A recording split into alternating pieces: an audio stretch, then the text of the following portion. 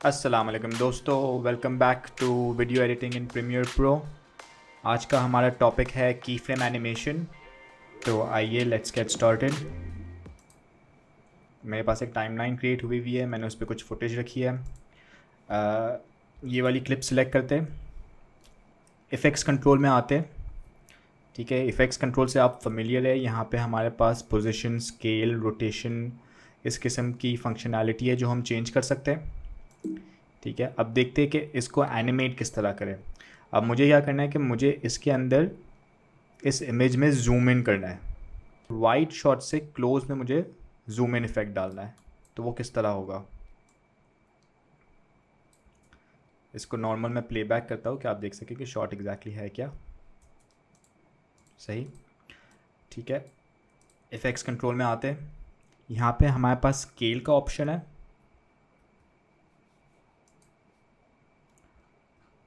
Scale के साथ आप देखेंगे कि एक ये टाइमर का आइकन दिया हुआ है, जिसका अगर आप लेबल देखें तो लिखा हुआ है टॉगल एनिमेशन। तो हम इस आइकन पे क्लिक करते हैं। हम जैसे ही इस आइकन पे क्लिक करेंगे तो यहाँ पे एक की फ्रेम आ जाएगी।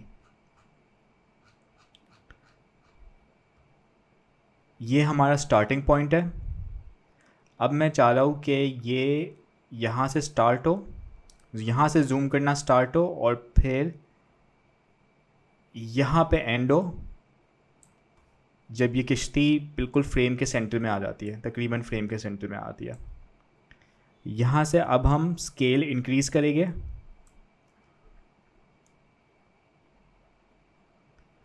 हम 100 तक ले जाते हैं। ठीक है, तो इसने यहाँ पे एक और की फ्रेम डाल दिया। ये की फ्रेम रिप्रेजेंट करता है कि अब एनिमेशन कब एंड होगी, जूम इन इफेक्ट कब एंड होगा। ये स्टार्ट है, ये एंड है। अब मैं इसको प्लेबैक करता हूँ तो ये आहिस्ता आहिस्ता जूम इन करेगा हमारे शॉट पे।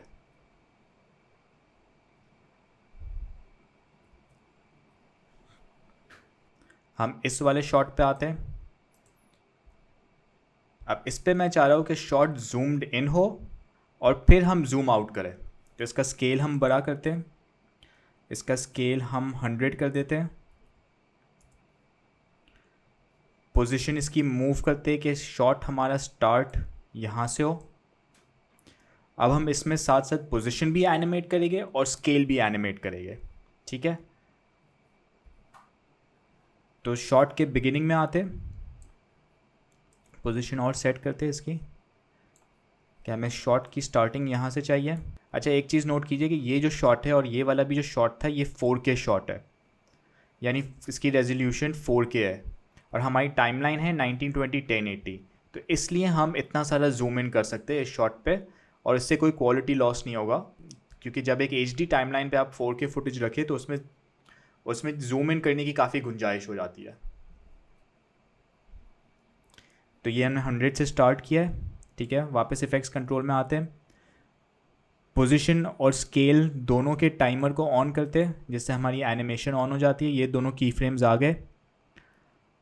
अब हम आगे लेके जाते हैं इसको जहाँ तक, यहाँ तक। यहाँ पे हम स्केल को 50 कर देते हैं।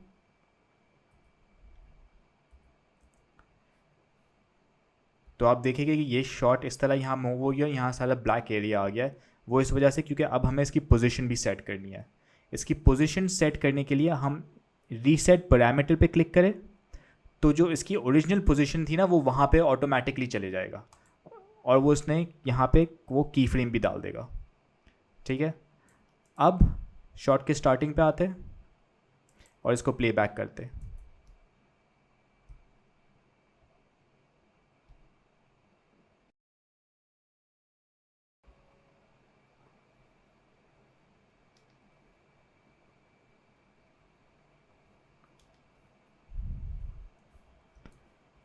तो ये इस तरह हम एक जूम आउट इफेक्ट क्रिएट कर सकते हैं।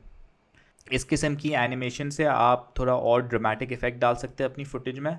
बेसिकली किसी भी चीज़ पे ये टाइमर लगाओ, ये टाइमर का आइकन हो, तो वो चीज़ इन की फ्रेम्स के थ्रू एनिमेट हो सकती है।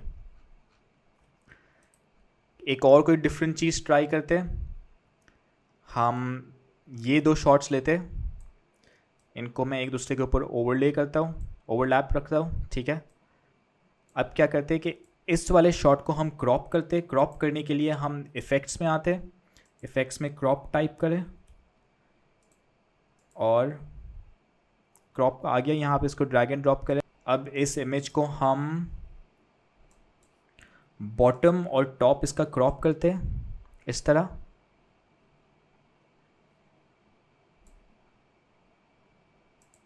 यहाँ पे सारे क्रॉपिंग के ऑप्शंस दिए गए, टॉप, लेफ़्ट, राइट, बॉटम, ठीक है। हम टॉप को भी थोड़ा सा क्रॉप करते हैं यहाँ से। अब इसकी पोजीशन मूव करके इसको नीचे ले जाते हैं। अब मैं चाह रहा हूँ जो ये वाली जो क्लिप है नीचे वाली, ये इस इमेज के ऊपर स्लाइड इन हो, ठीक है। स्टार्ट हो कि सिर्फ स्टार्ट में सिर्फ ये एक इमेज चल रहा है, ये वाला शॉट चल रहा है, और फिर इसका ये जो क्लोजअप है ये इस शॉट के यहाँ इस एरिया पे स्लाइड इन हो। तो वो हम किस तरह करेंगे, इस शॉट को सिलेक्ट करते हैं, पोजीशन का टाइमर ऑन करते हैं और इसको हम ले जाते हैं कि जब पॉइंट तक ये फ्रेम से बाहर चला जाए, सही। अब आगे मूव करते हैं यहाँ तक, बस इतना। अब इसको हम वापस एंटर कर देते हैं शॉट के अंदर।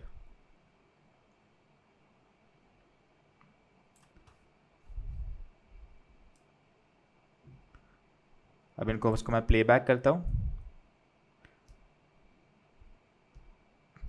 तो आप ये इस किस्म का इफेक्ट क्रिएट कर सकते हैं। बेसिकली लिमिटलेस ऑप्शंस है और आप इन की फ्रेम्स के थ्रू काफ़ी सारे इफ़ेक्ट्स क्रिएट कर सकते हैं।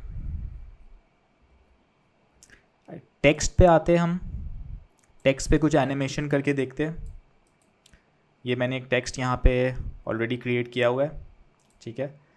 इसमें भी आप देखेंगे कि इफ़ेक्ट्स कंट्रोल में इसके भी वही सिमिलर इफ़ेक्ट्स कंट्रोल्स हैं। अब मैं क्या करता हूँ कि इसको,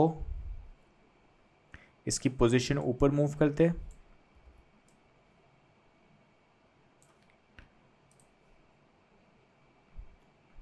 ठीक है। और अब इसको ले जाते हैं, यहाँ पे मैं की फ्रेम सेट करता हूँ, पोजीशन की एनिमेशन ऑन करके, और फिर इसको मूव करते हैं आगे और फिर इसको हम ले जाते हैं नीचे, ठीक है। तो ये एक बेसिक मूवमेंट की एनिमेशन थी। ये टेक्स्ट ऊपर से नीचे जाएगा सिंपली, थोड़ी सी स्पीड अप कर दे इसको आप मूव करेंगे तो वो एनिमेशन स्पीड अप हो जाएगी।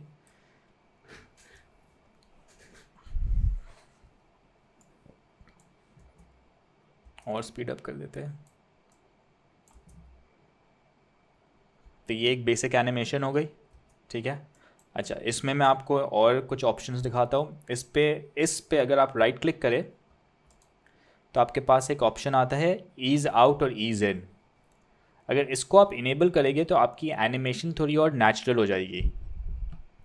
यानी जब वो मूव करना स्टार्ट करेगा तो वो स्टार्ट स्लो होगा, फिर स्पीड अप होगा, फिर वापस स्लो डाउन होगा। अगर आप एक गाड़ी को इमेजिन करें और वो गाड़ी 60 की स्पीड पे चल रही है, तो वो गाड़ी स्टार्टिंग से ही 60 की स्पीड पे नहीं चल रही होगी। वो स्टार्ट होगी, 0 से स्टार्ट होगी, 60 तक एक्सेलरेट करेगी, फिर 60 की स्पीड कांस्टेंट होगी, फिर स्टॉप होने के लिए वो वापस 60 से 0 हो जाएगी। तो वो एक ग्रेजुअल इंक्रीज़ और डिक्रीज़ होता है स्पीड में। तो ये ईज़ आउट और ईज़ इन वो ग्रेजुअल इंक्रीज़ और डिक्रीज़ ऑटोमेटिकली ऐड कर देता है और आपकी एनिमेशन और नेचुरल और ख़ूबसूरत लगने लग जाती है। तो मैं इसको इनेबल करता हूँ। पहली वाली की फ्रेम पे ईज़ आउट करते हैं और दूसरी वाली की फ्रेम पे मैं ईज़ इन डाल देता हूँ। अब आप ये एनिमेशन देखें,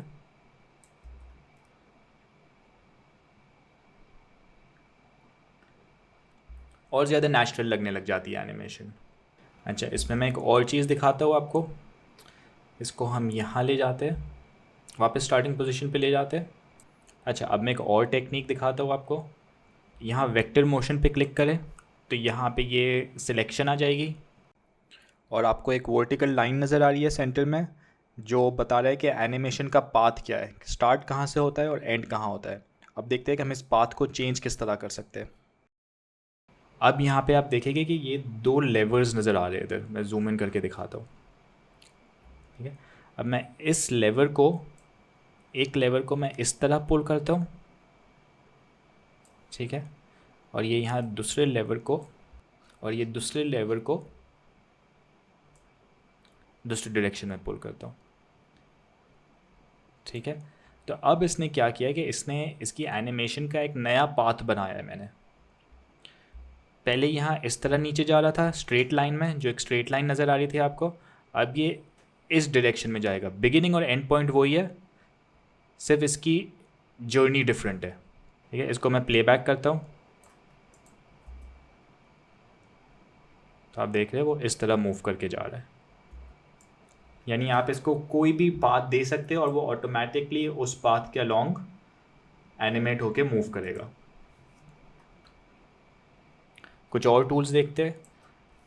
यहाँ पे आए वापस अपने वेक्टर मोशन में, इसको मैं, ये एक ड्रॉप डाउन ऑप्शन आ रहा है, इसको मैं नीचे ओपन करता हूँ, तो यहाँ पे देखें कि एक एक कर्व आ रहा है मेरे पास। ये कर्व एनिमेशन की स्पीड को इंडिकेट करता है, यानी ये स्टार्ट होता है स्लो, स्पीड अप करता है और फिर स्लो डाउन होता है वापस। जो हमारी एनिमेशन है यहाँ पे,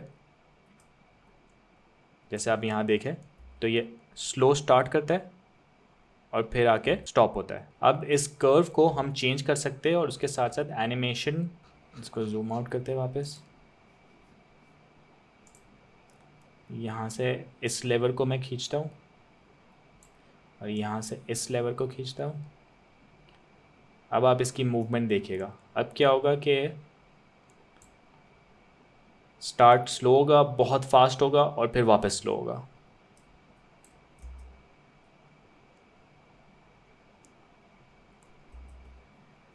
तो इन कर्व्स का शेप चेंज करके आप एनिमेशन के डिफरेंट इफ़ेक्ट्स क्रिएट कर सकते हैं। और ऐसा नहीं है कि आपको सिर्फ 2 की फ्रेम से गुजारा करना है, आप जितनी की फ्रेम्स डालना चाहे आप डाल सकते हैं। मैं इनको डिलीट करता हूँ एक, और फिर यहाँ हम नई की फ्रेम्स डालते हैं। मैं अब ये करके दिखाता हूँ कि मैं यहाँ से चेंज नहीं करता पोजीशन, यहाँ से मैं पोजीशन सिलेक्ट करता हूँ, की फ्रेम्स इनेबल्ड है क्योंकि क्लॉक इनेबल्ड है, और मैं यहाँ से चेंजेस करता हूँ। तो से फॉर एग्जांपल ये स्टार्टिंग पॉइंट है, यहाँ पे एक की फ्रेम डाल देते हैं, ये यहाँ ऐड और रिमूव की फ्रेम का ऑप्शन है। एक की फ्रेम डाल दिया, इसको मैं आगे मूव करता हूँ, यहाँ वेक्टर मोशन पे क्लिक करता हूँ और इस क्लिप की पोजीशन में चेंज करता हूँ, तो आप देखेंगे एक नया की फ्रेम आ गया। इसको मैं और आगे ले जाता हूँ और इसकी पोजीशन वापस चेंज करता हूँ,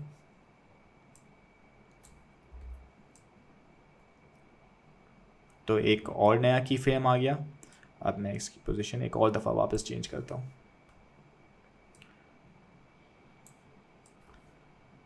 तो ये इसकी मैं इस तरह इसको मूवमेंट दे सकता हूँ एक मल्टीपल की फ्रेम्स के साथ।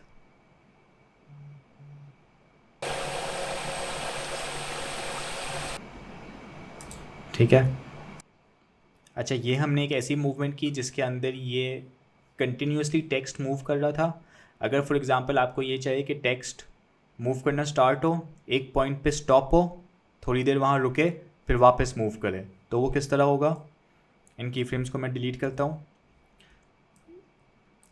पोजीशन की एनिमेशन टॉगल को ऑन रखते हैं।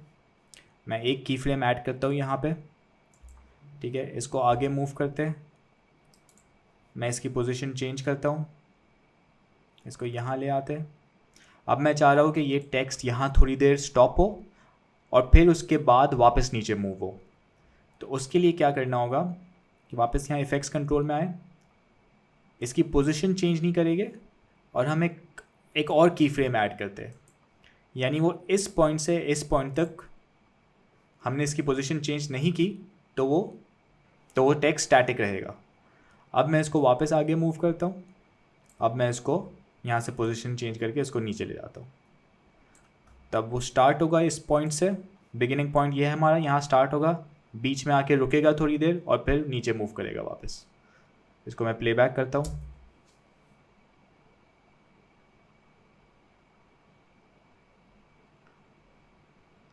तो ये आके यहाँ स्टॉप हो गया अब थोड़ी देर, और अब वापस नीचे मूव करेगा।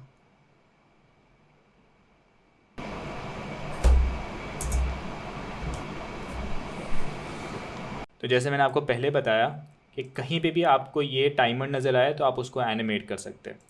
जैसे हम यहाँ से कोई एक इफ़ेक्ट लेते, जैसे हम इफ़ेक्ट्स कंट्रोल में आके हम ये स्फीयराइज का इफ़ेक्ट लेते, ये मैं ड्रैग एंड ड्रॉप करता हूँ इस वाली क्लिप पे, बल्कि हम किसी और क्लिप पे आते हैं, इसको हम करते हैं, इसको मैं ड्रैग एंड ड्रॉप करता हूँ इस वाली क्लिप पे, स्फेराइज को। पहले तो हम इफ़ेक्ट देते कि एग्जैक्टली है क्या इफ़ेक्ट। ये स्फीयराइज आ गया हमारे इफ़ेक्ट्स कंट्रोल के अंदर। इसकी मैं प्रॉपर्टीज़ चेंज करता हूँ तो आप देखिए कि ये एक सेंटर में इफ़ेक्ट क्रिएट हो रहा है इमेज के, एक सर्कुलर शेप बनता हुआ आ रहा है।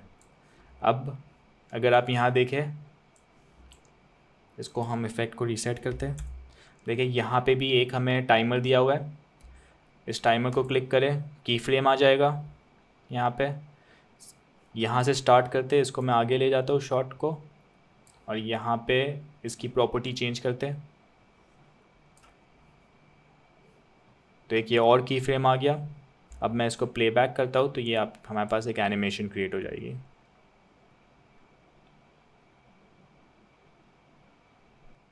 तो आपको ऑलमोस्ट हर इफ़ेक्ट के साथ ये एनिमेशन का ऑप्शन दिया जाएगा, जिसके थ्रू आप उस इफ़ेक्ट की इंटेंसिटी को एनिमेट कर सकते हैं। तो यहाँ पे एंड करते हैं आज का लेसन। आपने देखा कि प्रीमियर के अंदर हम की फ्रेम एनिमेशन के थ्रू किस तरह डिफरेंट इफ़ेक्ट्स क्रिएट कर सकते हैं, और ये की फ्रेम एनिमेशन आप किसी भी वीडियो, इमेज या टेक्स्ट पे यूज़ कर सकते हैं। Thank you for watching. अल्लाह हाफिज़।